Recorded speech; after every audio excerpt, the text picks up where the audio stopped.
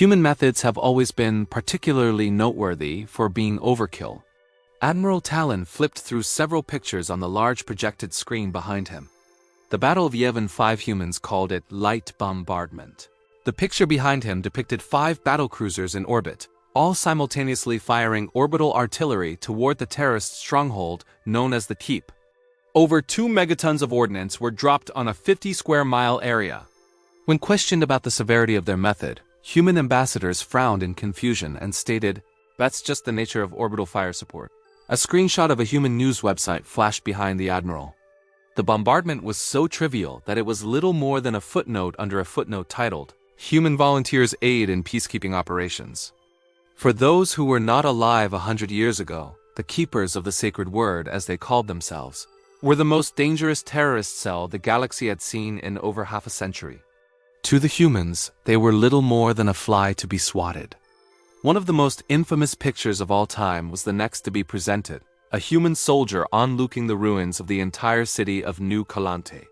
A small armada of frigates lingered over the city, as smoldering corpse while blasting autocannon fire at anything that dared peek its head out of the rubble. Despite all of this destruction, the soldier appeared to be entirely relaxed. Her rifle was slung over her shoulders as she rested lazily against a tree. It is reported that this lone human soldier had been part of the first wave of drop troopers to make landfall around New Kalante. According to both human and independent reports, the soldier managed to kill at least 57 enemy combatants single-handedly before being evacuated from the surface. Shortly after this photo was taken, the entire city of New Kalante and everything within a 200-mile radius of it was turned to glass by nuclear warheads. A picture of a human lawyer in court appeared on the screen. The Galactic Council tried to try the humans for war crimes. The human lawyer pointed out 2 things that were enough to get the trial dismissed immediately. 1, the Galactic Council themselves had called upon humanity to deal with the colon issue. And 2nd, several deadly viruses were released from the New Kalante biological research facility in an attempt to drive off human forces. The lawyer put it best, arguing that humanity was faced with the prospect of losing a city or losing an entire planet. They chose to destroy the city before it could destroy itself. Admiral Talon took a long drink of water before continuing. "I'd like to remind all of you that humans glassed New Kalante as a concession. Humans originally claimed that they planned on glassing the entire continent and quarantining every system in a 15-light-year radius to prevent the spread of whatever diseases the colon had cooked up. Not even that plan was considered overkill to human command. It was at this moment the crowd began to rustle. One young officer even raised her hand to interject. After a quick nod of appreciation from Admiral Talon, the officer began, "If a 15-light-year quarantine wasn't considered overkill." The officer audibly gulped and faltered slightly. "What was?" Admiral Talon let out a chuckle as he changed the slide behind him. "If only we knew." Once more the room fell into disarrayed whispers of disbelief. The Admiral looked around the room while still chuckling. A quarantine of 100 light years had been proposed as an extreme but reasonable course of action. Instead of mutterings, the room fell into a stunned silence. Sensing that he'd recaptured their attention fully, the Admiral continued, "This exchange served as a warning to the galaxy at large that humanity would see taking ludicrous courses of action as perfectly sane and reasonable. Because of this, we ramped up our surveillance on human projects substantially in the following years, decades, and as of now, centuries. What we have revealed is certainly insane, but also incredibly revealing. The pictures changed rapidly and varied wildly in scope and scale. Photographs of diplomats, engineering projects, battle fleets, corporation logos, government insignia, backroom deals, the whole 9 yards. What you are about to be informed of is highly classified. Anyone leaking it will face court-martial and very possibly execution, but it is critical that you see this information just to grasp the nature of the beast that is humanity." Once more pictures swapped randomly until eventually a video began to play. The dim lights in the gargantuan meeting hall darkened completely. What was being displayed on screen was nothing short of monumental.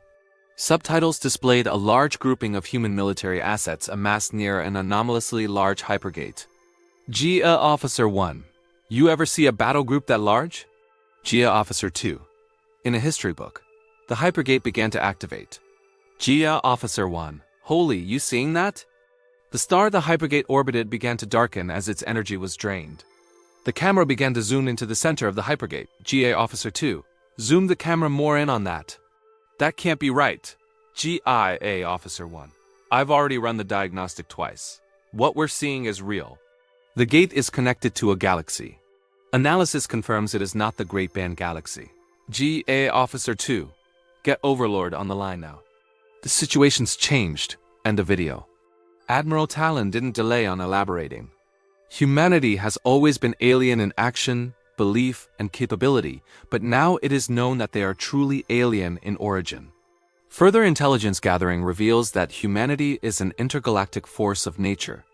They exert total control over at least 27 galaxies. They are present in at least 1,722 galaxies in some form. Some estimates place them at over 10,000 galaxies under their influence. Picture after picture of galaxy-scale megastructures, superfleets, megacorporations, politicians, and scientists flashed on the screen. There was so much information that several officers in the crowd were growing lightheaded. What we are dealing with is a Type 3 civilization 100-fold. To them, 1,000,000 stars is little more than a drop in the bucket. 100 light-year quarantine isn't even an inconvenience.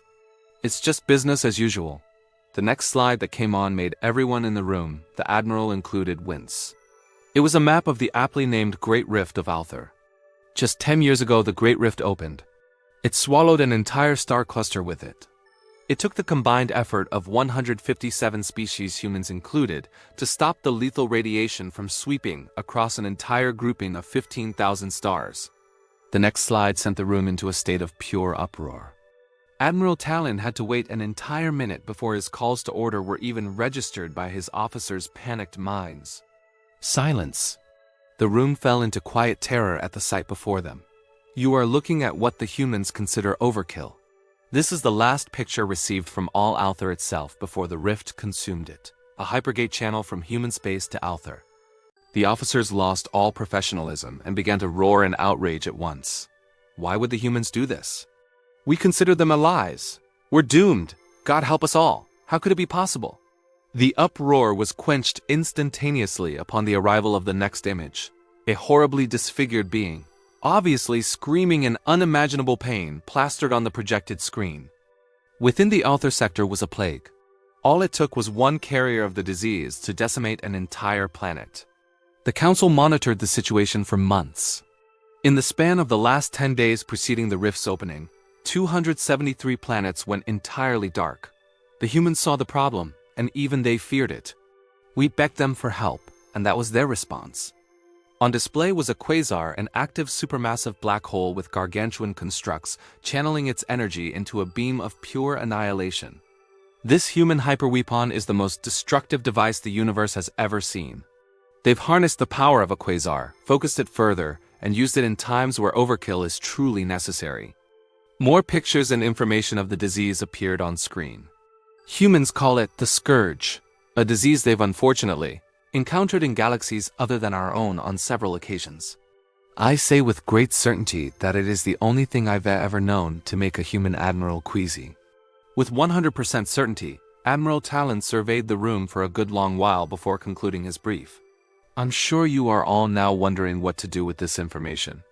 Unfortunately, I can only say that this information is purely useless to all of us. We exist at humanity's whims and could be eradicated just as easily. My final wisdom to all of you is this. Humans have proven time and time again to be nothing if not helpful. They show no signs of undue aggression, form treaties, broker peace. They check all the boxes of a civilized species. What I'm telling you is, under no circumstances go against the grain with humanity. They know best and have enough firepower to make us see or blind us with it should they see fit. Standard practice to them is apocalypse to us. Overkill to them is annihilation to the whole universe. What I'm telling you is, don't bring a cruiser to a quasar fight. In short, don't piss the humans off.